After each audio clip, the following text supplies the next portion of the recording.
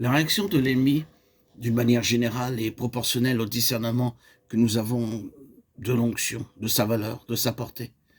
Dieu a quelque chose en vue en ce qui concerne son Fils. Ses intentions sont résumées dans ce que l'apôtre appelle le plan éternel de Dieu. Plus nous pénétrons le mystère de ce plan éternel, plus notre esprit s'ouvre au vrai sens, à la vraie portée de ce témoignage de Jésus.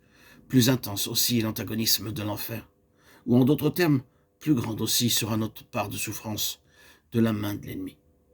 Si vous n'avez qu'un discernement superficiel, une compréhension fragmentaire de ce qu'est vraiment le témoignage de Jésus et que vous preniez fait et cause pour ce témoignage au plus près de vos lumières, vous vous heurterez à une opposition qui sera proportionnelle à votre discernement. Mais si vous avez une révélation de grande envergure, l'opposition se manifestera aussi sur une plus grande échelle. Dans ce domaine-là, plus on s'élève, plus direct est le choc contre les forces déchaînées du monde des ténèbres. Dans l'Épître aux Éphésiens, où l'Église nous est présentée comme siégeant avec Christ dans les lieux célestes, les forces à combattre ne sont rien moins que les dominations et les autorités, les princes de ce monde de ténèbres, les esprits méchants dans les lieux célestes. Ce seul fait explique bien des choses. Cette si vive réaction de l'enfer doit être considérée de deux points de vue différents. D'abord, du point de vue de l'antagonisme personnel de Satan. Il est hors de doute en effet que ce témoignage de Jésus pour lequel l'onction a été donnée est l'objet d'un antagonisme sans merci de la part de Satan personnellement. Il s'y livre tout entier avec toutes les ressources dont il dispose. C'est un fait qu'il faut savoir reconnaître.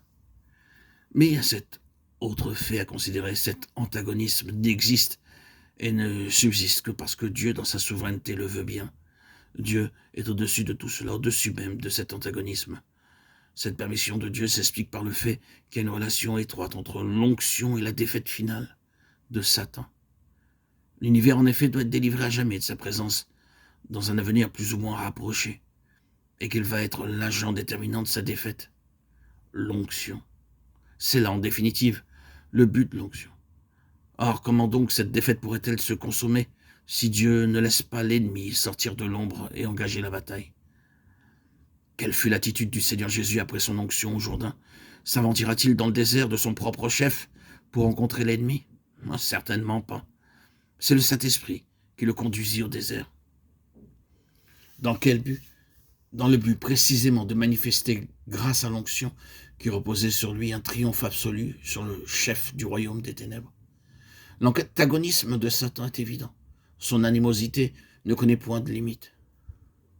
Mais l'onction divine dont le Seigneur Jésus est revêtu est une réalité qui surpasse tout ce que l'ennemi peut aligner de force adverse. La victoire est assurée. C'est revêtu de la puissance de l'Esprit que le Seigneur revient du désert. Nous pouvons dire, dans un sens, que c'est en vue de la lutte que nous sommes loin. Et cette onction, en vue de la lutte, a pour objectif la défaite de l'ennemi. La liberté que Dieu lui laisse, il la lui laisse non pas pour nous exposer à la défaite, mais pour provoquer au contraire la défaite de Satan. N'est-ce pas merveilleux? Il est écrit de Pharaon, je t'ai suscité à dessein pour montrer en toi ma puissance, et afin que mon nom soit publié par toute la terre. Ainsi, Dieu lui laisse en quelque sorte la bride sur le cou, simplement pour démontrer qu'il peut, lui, avoir raison de n'importe quel déchaînement de force adverse. Ce sont là des choses auxquelles nous ne pensons pas assez quand nous nous trouvons prises avec l'ennemi.